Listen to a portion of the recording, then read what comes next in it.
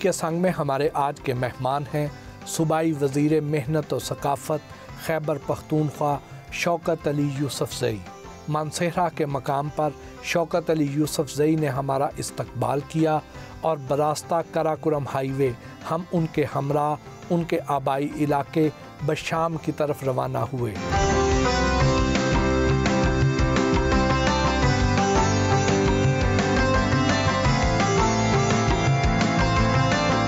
बशाम जाते हुए दंदई ब्रिज पर कारकुनों ने हार पहनाकर हमारा इस्तकबाल किया।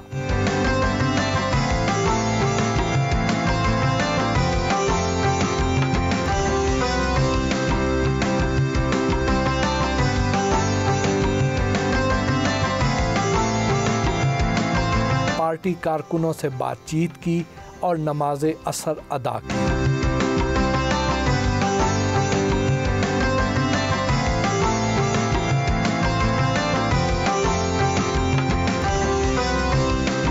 शांग में ट्यूबवेल का इफ्तिताह किया और मुअज़्ज़ज़ीन इलाका से मुलाकात की।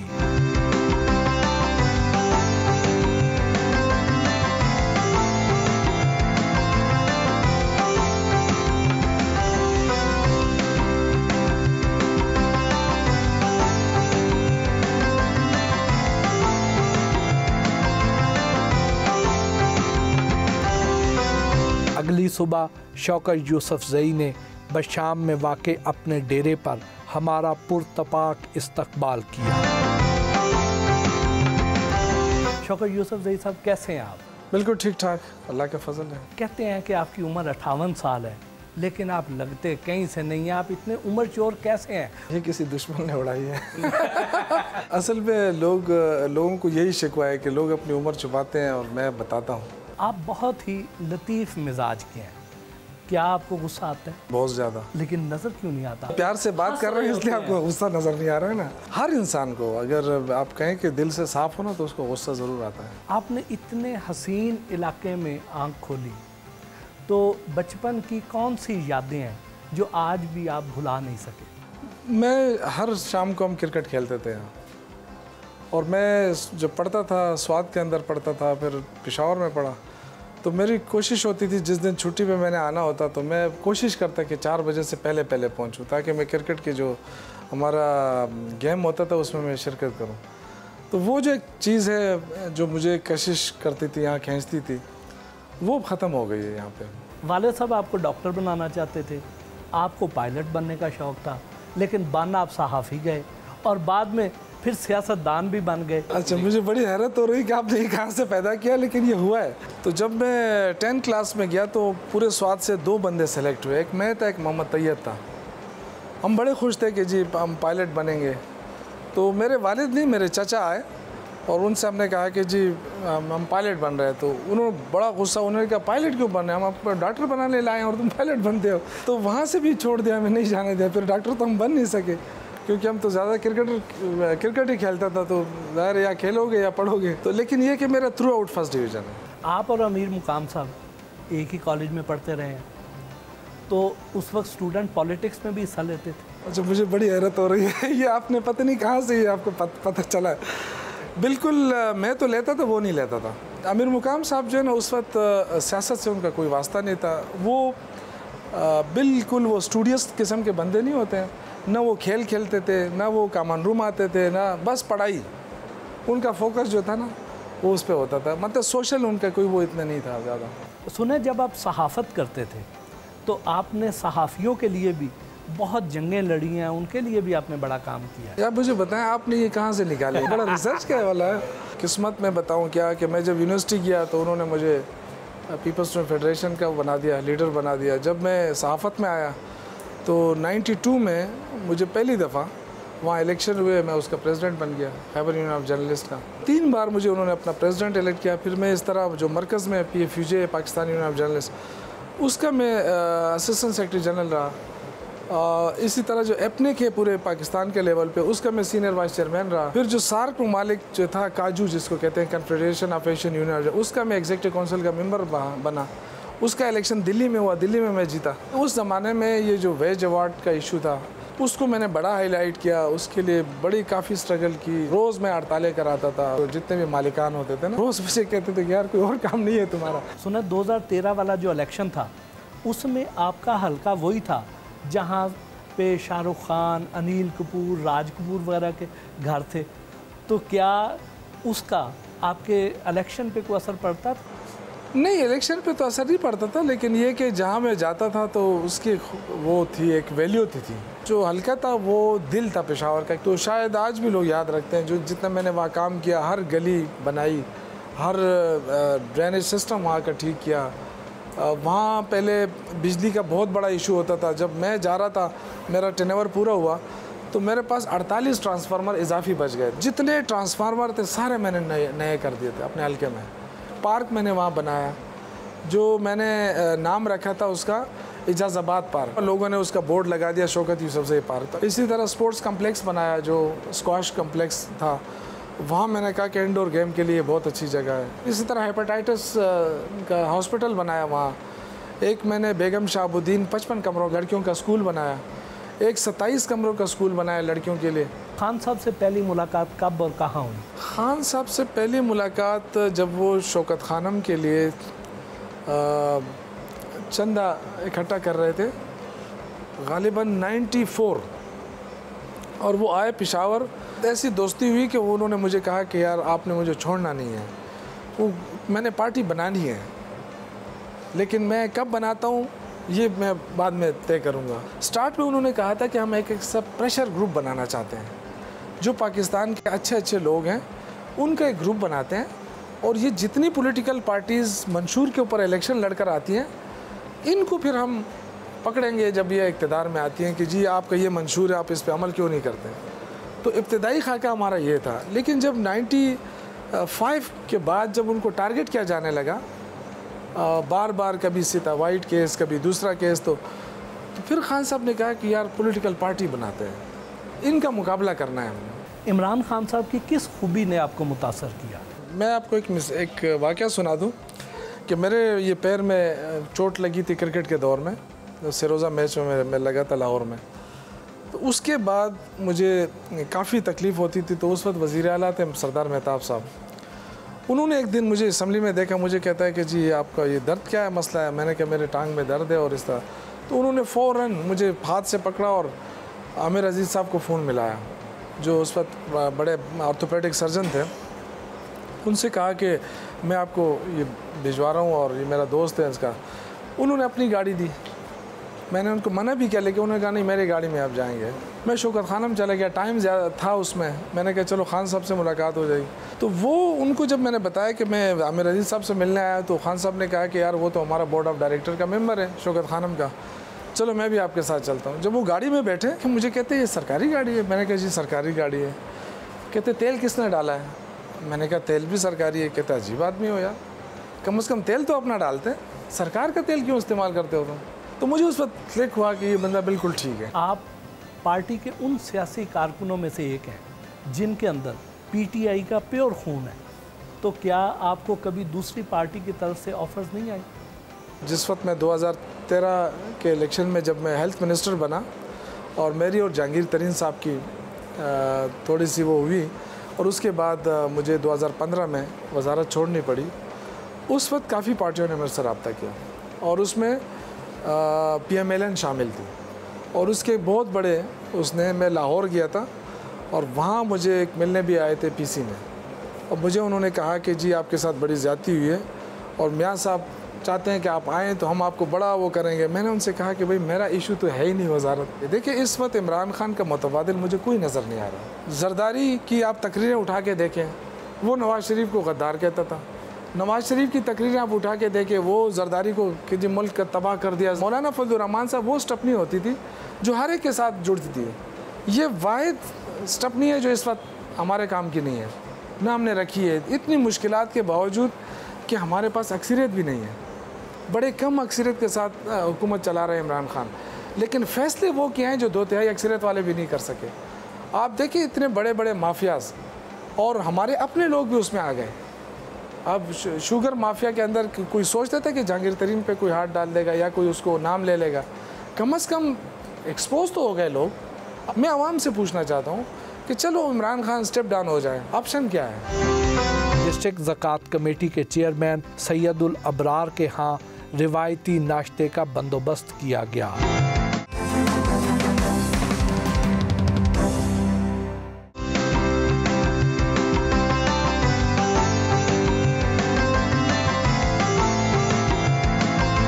पुराने दोस्त हयातुल हक के घर पहुँचे तो उन्होंने गर्म जोशी से हमारा इस्तकबाल किया और ताज़ा फलों और चाय से हमारी तवाज़ो की।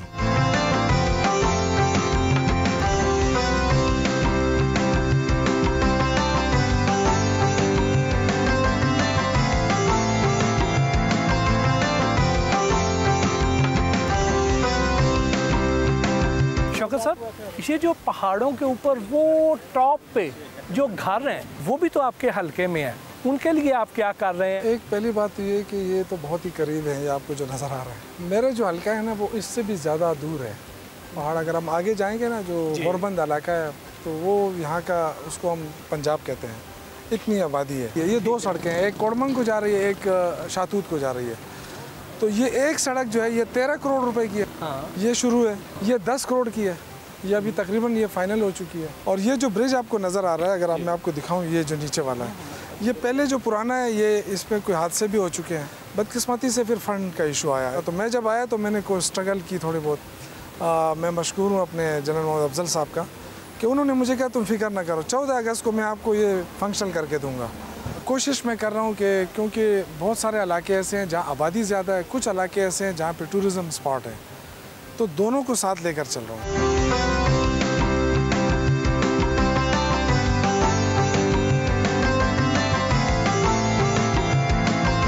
शाहपुर वैली में शांगला डिस्ट्रिक्ट पीटीआई के सदर वकार खान के घर गए।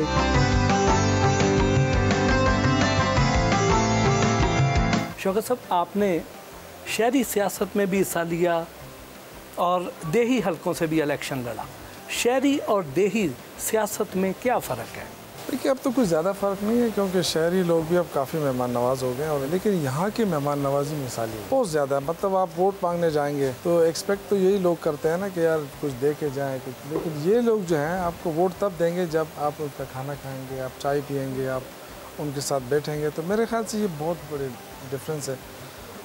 लोग बहुत प्यार करते हैं। अगर आपके साथ हैं तो आपको सामने पता चल जाएगा आपके साथ है, अगर नहीं है तो फिर भी आपको पता चल जाएगा आपके साथ है कि आपके साथ नहीं है। तो शहर में ये होता है कि जो आपके साथ हैं नहीं है, ये अंदाज़ा लगाना काफ़ी मुश्किल होता है।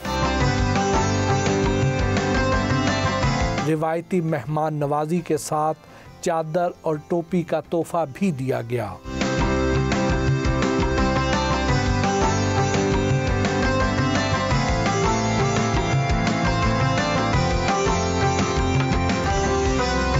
बेले बाबा गरबन में पीटीआई के सीनियर रहनुमा रोजी खान से मुलाकात के लिए गए। अलपुरी में वाटर सप्लाई स्कीम का इफ्तिताह किया।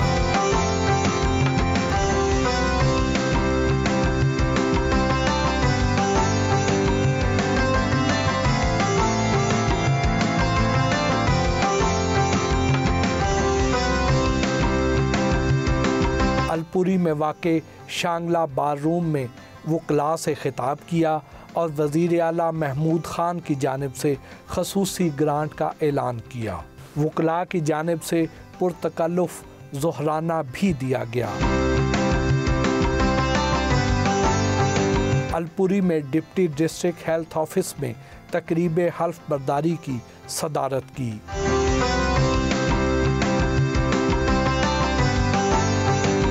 ललौनी के मकाम पर पार्टी कारकुनों की जानिब से मुनक़दा हफ्तावार कॉर्नर मीटिंग में शिरकत की और हल्के के लोगों के मसाइल सुने।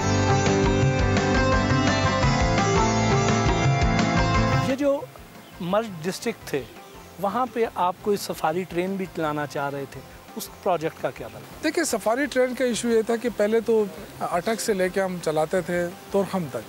उसमें चूँकि उसकी जो ट्रैक है, जगह जगह जब ये दहशतगर्दी हुई तो उस मुख्तलिफ़ जगहों से ट्रैक जो है उखड़ चुकी है उसकी। तो अभी उस पर कोशिश हो रही है कि वो हम दोबारा उसको बहाल करें। और शेख रशीद साहब आए भी थे और उन्होंने ख़ुद भी उसका विज़िट किया था, उनकी भी ख्वाहिश है। तो मैं उनसे भी रिक्वेस्ट करूँगा कि जितना जल्दी हो सके, क्योंकि अब जो दौर आ रहा है ना, अब वो बड़ा पीसफुल दौर है हमारा। जो पिछला दौर हुकूमत था, केपी में किसी मिनिस्टर पर कोई करप्शन का इल्ज़ाम नहीं लगता था, लेकिन इस दौर में हर एक पर इल्ज़ाम लग रहे हैं, ये क्या वजह? और मज़े की बात यह है कि आप जो पाकिस्तान तहरीक-ए-इंसाफ के जेन्युइन लोग हैं, उनमें से किसी पे इल्ज़ाम नहीं लगा होगा। जितने भी इल्ज़ाम आप गिनवा रहे हैं, वो ज़्यादातर उन्हीं लोगों पे लगते हैं जो या तो टिकट के वक्त आए होते हैं या फिर उनको हायर किया जाता है।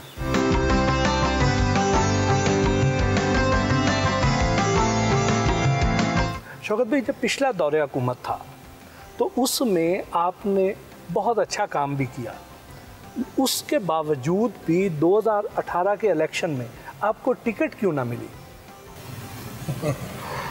देखिए, ये तो मेरे ख्याल से पार्टी लीडरशिप का डिसीजन होता है, और उस पर मैं तो वो बंदा हूँ जो मुझे जब वजारत मिलती है तब भी मैं कहता हूँ जी बहुत शुक्रिया, जब नहीं मिलती है तब भी कहता हूँ बहुत शुक्रिया, क्योंकि मेरा वो है ही इस तरह, मिजाज ऐसा नहीं है कि मैं पार्टी का साथ दूं ताकि मुझे कोई वजारत मिले, कोई MPA मिले, टिकट मिले। मैंने तो खुद कहा था कि जो आना चाहे आ जाए, उसके लिए मैं अपनी सीट ऑफ़र करता हूँ।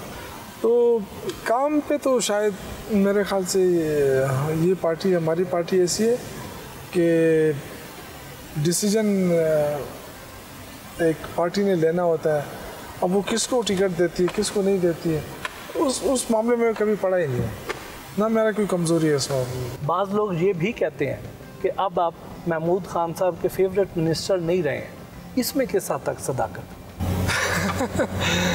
ये पता नहीं किस दिल जले ने कहा होगा, क्योंकि जो किचन कैबिनेट है उसमें मैं हूँ, जो टास्क फोर्स है उसमें सिर्फ एक हेल्थ मिनिस्टर है और एक मुझे डाला गया है। तो और इसके अलावा जितने मेरे यहाँ तरक्याती काम हो रहे हैं उन सब में महमूद साहब का हाथ है, वही फंडिंग करते हैं, ज़ाहिर बात है। और मुझे तो बहुत सपोर्ट मिली है उनकी तरफ से, और मेरी भी जितनी ख्वाहिश होती है, कोशिश होती है कि मैं उनको सपोर्ट करूं। मैं आज भी अल्लाह के फजल से उनका फेवरेट हूँ। वहाब खेल कोटके में एक और वाटर सप्लाई स्कीम का इफ्तिताह किया।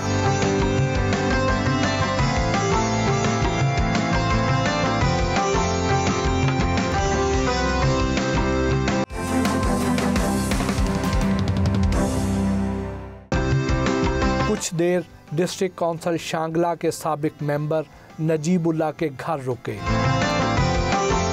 दिन भर की मसरूफियात निपटाने के बाद PTI के senior vice president Malakand division Haji Sadidur Rahman के यहाँ पहुँचे तो उन्होंने फूलों की पत्तियाँ निछावर करके इस्तकबाल किया, रिवायती चादर और टोपी का तोहफा भी पेश किया।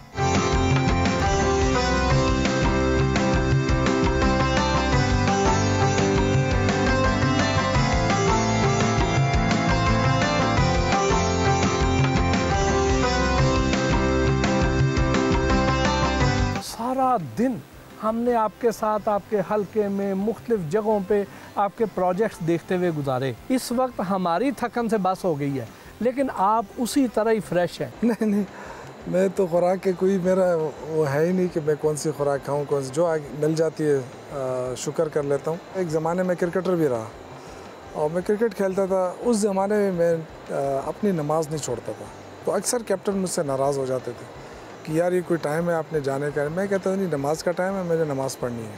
तो क्या ये आपके क्रिकेटर होने की वजह ही थी कि आपने कहा कि आपके बच्चे इतने हों कि पूरी टीम घर से ही तैयार हो जाए? माशाल्लाह। नहीं, ये अक्सर जो है ना, लोग दूसरी शादी से डरते हैं, लोग और तो मेरी वजह से शायद लोगों के अंदर काफ़ी हिम्मत आ गई है। तो मैं उनसे कहता हूँ कि देखें, आपको बैलेंस चलना है। हो सकता है मैं तीसरी भी कर लूँ, इसमें क्या है।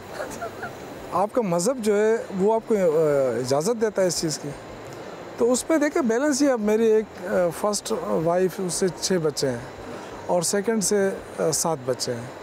शायद बराबर होते, लेकिन चूँकि उसके सारी बच्चियाँ होती रही, लास्ट में एक बेटा हुआ, तो अभी शायद हम सोचें। तो माशाल्लाह टीम बराबर है मेरी। तो तीसरी शादी जो करेंगे तो उसके लिए क्या क्राइटेरिया होगा?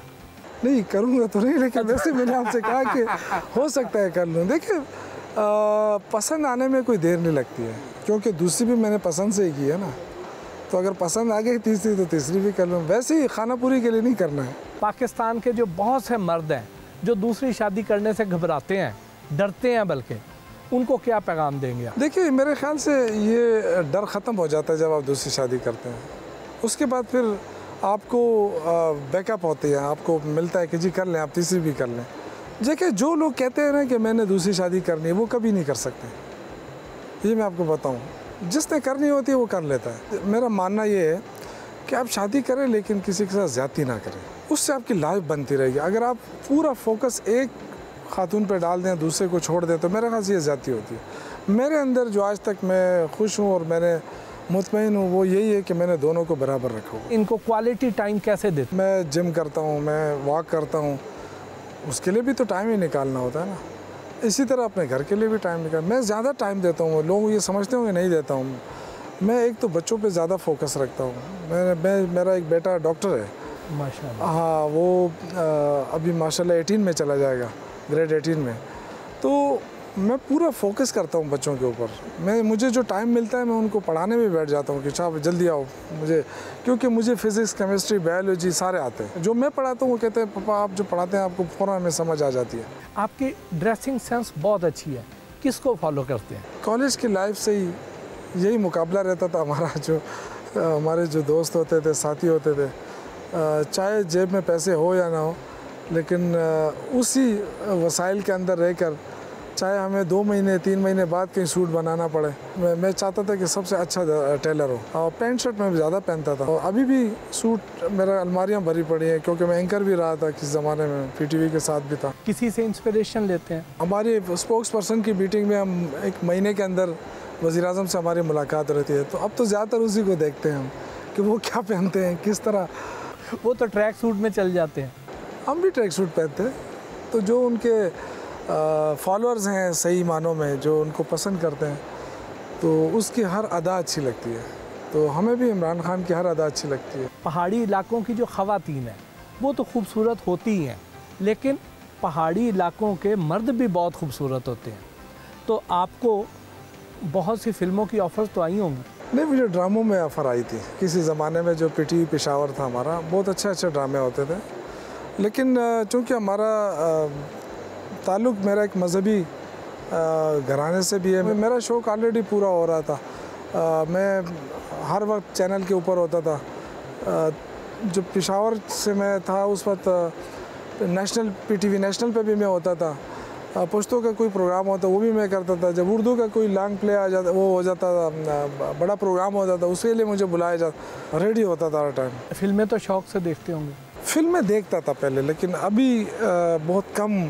कभी कभी हमारे जो स्पीकर साहब हैं कौमी असम्बली के, असद कैसर साहब, इस तरह हमारे 1-2-3 सेनेटर साहिबान हैं, ये हमारा एक ग्रुप है। तो जब कभी कभार कभी लाहौर चले जाते हैं या इस्लामाबाद में कभी मेरी स्टे होती है, हॉल बुक करके देख लेते हैं, लेकिन बहुत कम। तो उस ज़माने में नदीम, वहीद मुराद, मोहम्मद अली, ये फिल्में हम ज़्यादा देखते थे। किताबें पढ़ने का शौक़ है? बहुत कम। निसाबी किताबों के बाद मुझे बहुत कम मौका मिला है किताबें पढ़ने का, क्योंकि मैं शेर और शायरी वो भी एक हद तक सुनने में अच्छी लगती है मुझे। अहमद फराज को ज़्यादा पसंद करता था। आपके नज़दीक वुमेन ब्यूटी का क्राइटेरिया क्या है? मैं इतना एक्सपर्ट नहीं हूँ। आप मुझे खामखा फंसाना चाहते हैं। ज़ाहिरी हुस्न में आपको क्या चीज़ अट्रैक्ट करती है? देखिए ये तो अपना अपना अंदाज़ होता है। ज़रूरी नहीं है कि कोई खातून ज़्यादा खूबसूरत हो तो आपको अच्छी लगे। जब आप शादी करने जाते हैं ना, तो बहुत सारी चीज़ें आपको देखनी पड़ती हैं। मेरे जहन में जो हुस्न का वो है, वो खातून का गंदमी रंग होना। आप जितने खुश शक्ल हैं, आपने दिल तो बहुत तोड़े होंगे। मैं तो समझता हूँ कि मेरा दिल बहुत टूटा है। यानी आपने ट्राई बहुत की है। नहीं, वो स्टूडेंट लाइफ में होती थी, दोस्तियाँ भी होती थी, लेकिन इतनी सीरियस नहीं होती। कितने खत लिखे, कितने पकड़े गए, बल्कि ऊपर से कितनी बार पकड़े गए? अल्लाह का फजल है, कभी नहीं पकड़ा गया। और मोहब्बतें मैंने एक दफ़ा की है, और उसका ये हुआ कि उसको कैंसर हुआ और वो उसी दौर में फौत हुई।